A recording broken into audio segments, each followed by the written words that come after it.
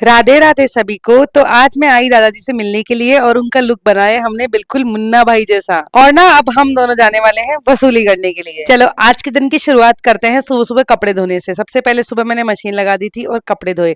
उस बीच में हम लोगों ने थोड़ा बहुत दूध पानी पी लिया। जयदेव ना बाल्टी में से मुझे एक एक कपड़ा पकड़ाता जाता है और मैं खड़ी खड़ी कपड़े सुखा देती हूँ। बहुत हेल्प मिल जाती है इन कामों से भी। चटक चटक हम दोनों माँ बेटों ने कपड़े सुखा दिए और ये देखो फाइनली पूरा स्टैंड भर चुका है। मैं झाड़ू लगाने से पहले ना सारे घर को अच्छे से अरेंज कर लेती हूँ, जैसे बेडशीट वगैरह झाड़कर, सोफे झड़कार कर सब चीजों को व्यवस्थित कर देती हूँ, जिससे कि क्या है बाद में अगर झड़कारते हैं ना तो फिर डस्ट वगैरह फर्श पे वापस आ जाती है, कोई भी छोटा मोटा कचरा आ जाता है तो पोछा लगाने में बड़ी दिक्कत आती है। और कुछ इस तरीके से घर का एक एक काम मैंने निपटाना शुरू कर दिया। मेरी एक आदत है, मैं काम को ना हमेशा नंबर से करती हूँ, इसके बाद ये, इसके बाद ये और इसके बाद ये, और उस काम को मैं पूरा खत्म करके ही बैठती हूँ, तो क्या है, घर का काम जल्दी हो जाता है। और पता है इतना धीरे झाड़ू क्यों लगा रही हूँ मैं?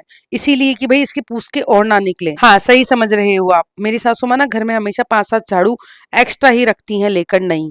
लेकिन मैं इतने दिन से झाड़ू इसीलिए नहीं निकाल रही थी क्योंकि नई झाड़ू में से कितना भी झड़काड़ लो लेकिन वो एकदम बारीक बारीक वाले पूछ के निकलते हैं ना, वो मुझे बिल्कुल भी अच्छे नहीं लगते। सच में बहुत अजीब सा लगता है उनसे झाड़ू लगाने में।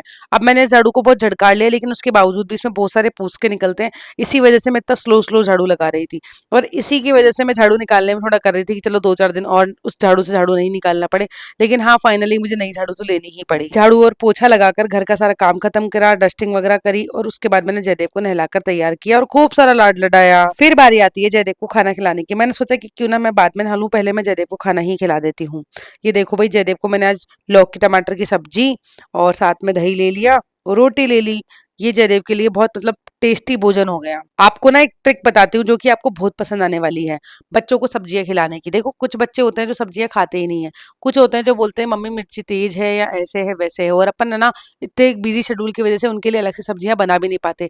फैमिली के लिए जो सब्जी बन गई वही अपन बच्चों को खिलाना ज्यादा सही समझते हैं ऐसी सिचुएशन में। हाँ ऐसा भी होता है कि कुछ महिलाएं बिल्कुल अलग से सब्जी भी बना लेती हैं, लेकिन जो नहीं बना पाती या फिर कई बार सब्जी में मिर्ची ऊपर नीचे हो जाए तो बच्चों बच्चों को ना थोड़ा सा दही वही मिलाकर वो सब्जी खिला दो, तो उससे दही से क्या है कि जो मिर्ची है वो बैलेंस हो जाती है और बच्चों को स्वाद भी लगेगी और बच्चे सब्जी खा भी लेंगे दही के बहाने। मैंने भी आज जयदेव को ऐसे ही सब्जी खिलाई। उसके बाद में ना मैंने आगे दादाजी के घर पर गौरी का दूध निकाला, गौरी ने दूध ही नहीं निकालने दिया। फिर वो सब काम छोड़कर मैं आ गई दादाजी के पास और यहाँ पर दादाजी के वॉकर से ना देखो जयदेव कैसे स्टंट कर रहा है।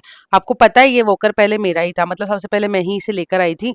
भगवान करे किसी को भी ऐसे वॉकर की जरूरत ना ही पड़े, लेकिन दादाजी को पड़ गई तो मैंने ये वॉकर इनको दे दिया। दादाजी जयदेव को देखकर ना बड़े खुश हो रहे थे। आज जयदेव ना बहुत दिनों बाद इनसे मिलने आया ना इसीलिए। और जयदेव दादाजी के पास बैठकर बहुत देर बातें करा सबके सामने, और इसकी बातें सुनकर ना सभी लोग बड़े हंस पड़े। सभी के चेहरों पर अलग ही लेवल की मुस्कान आ गई। जिनको भी मेरा अलग ही लेवल आज तक समझ में नहीं आया ना, तो मैं उनको ये कहना चाहती हूँ बहुत खुशी के साथ